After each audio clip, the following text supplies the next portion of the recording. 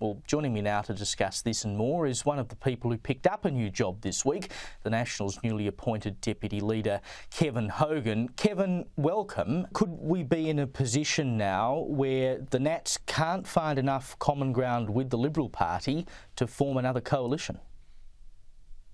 Look, it's certainly a scenario, Caleb. That being said, I know that I spoke to David this morning and yesterday, and Bridget McKenzie as far as leadership goes, and indeed the will of the Nats party room is to sign a coalition agreement.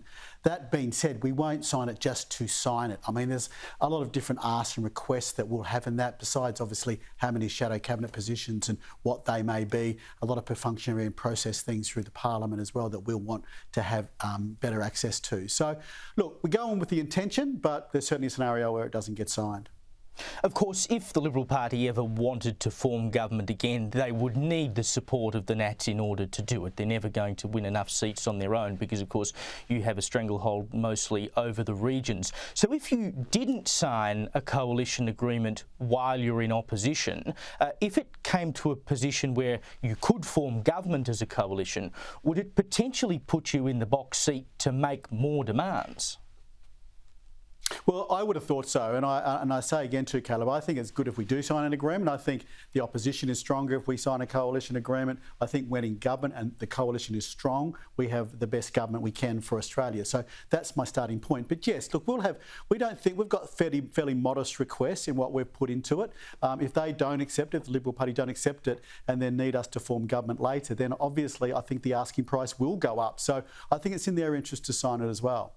What are your asking prices to sign a coalition agreement this time around? I mean, obviously there are discussions going on within your party room at the moment about net zero and whether or not you continue with that.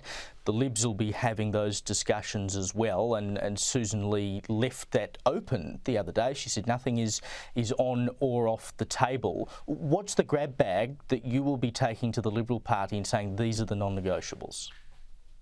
Well, Caleb, I'd love to tell you, but it's never a good idea to show your poker hand to everyone in the crowd watching the game. So, look, I won't go through all that. But look, obviously some of it would be obvious about what shadow cabinet ministries we will get, how many, outer ministries, assistant ministers as well. Again, even process things in the parliament are important. Question time, MPIs, staffing, all those type of things are all part of it as well. And on the policy front, there'll be some regional things that we've already negotiated, the Regional Future Fund and others like that we will want to stay as well. Which has been negotiated over many different leaders and times. So, it'll be there'll be a fluid document, but we think all the ask will be quite reasonable. I know that the Liberal Party room is bigger because they have more senators, but it would not be unfair to say that the Nationals are effectively the opposition after the result we saw a couple of weeks ago. I mean, you didn't lose any lower house seats. They lost 13. You nearly took Bendigo. So clearly the product that the Nationals are putting out is far more saleable and successful than the ones that the Libs have been selling. Well, Caleb, I say this as humbly as I can. I mean, we haven't lost a lower house seat in the House of Reps federally since 2007. And we've won seats back from independents since then. We've won seats back from the Labor Party since then and haven't lost them as we've been drifting out of government as part of the coalition. So, look, but having said that, I want the Liberal Party to be successful. There's no point us hanging on, doing well in the regions if the Liberal Party are disappearing on the other end of it and we never form government. So we obviously share a lot of values, we share a lot of ideals. That being said, the Liberal Party's a broad church. When they bring us in, there's even a broader church.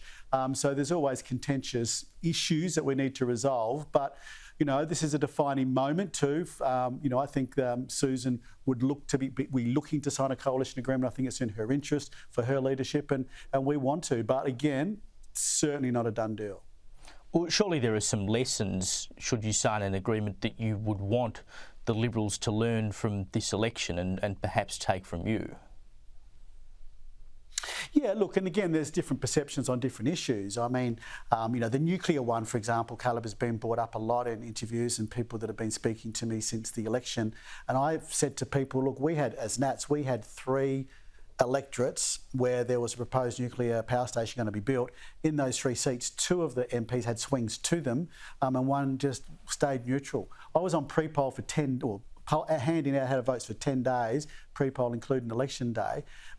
virtually no one came up to me and brought up nuclear. Well, I didn't think it was that hot an issue. People came up and brought up other things, but nuclear certainly wasn't one in the regions, at least, that that appeared to me to be a contentious issue. Certainly Labor Party operatives were trying to make it so, but your normal mum and dad voters certainly didn't seem to think it was a big issue. Well, and this is one of the things that I think the Libs will be wrestling with now, is whether or not they continue with the policy of nuclear, and there will be people within the Liberal Party pushing to dump it. That would put you at great odds with them, wouldn't it? Well, yeah, again, I don't want to hypothesise too much yet, Caleb. We haven't signed an agreement yet, so I don't want to almost sabotage it more by talking about contentious issues that we're going to have to resolve. But and I think it's healthy, and the Liberal Party will do this, we will do this as a coalition. We should go through all our policies and go, okay, how do we think that rolled out with mum and dad out there in voterland? And I think it's healthy to do that. But certainly I'm just going on the feedback I had handing out. Nuclear wasn't a big one. Indeed. Kevin, thank you so much for your time. Thanks, Caleb.